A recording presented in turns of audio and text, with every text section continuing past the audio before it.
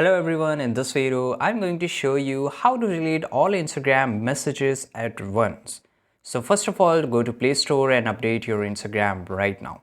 Once you do it, so now open your Instagram. On the top right you will see this message icon, and here you will see this three dot icon, right? So once I click here, I can select as many account I want, and for example this is the account, and once I click on delete, I will able to delete all my chats, right?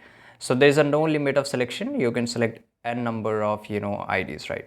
But for some accounts you will not able to find these three dots right here.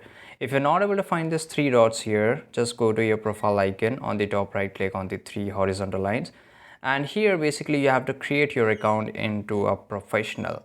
So make sure you search for professional here and click on add new professional account and click on continue and set up your account. You have to just select, you have to just add your email address, and that's it. So this is very easy to do it. I hope you found this video very useful. Subscribe.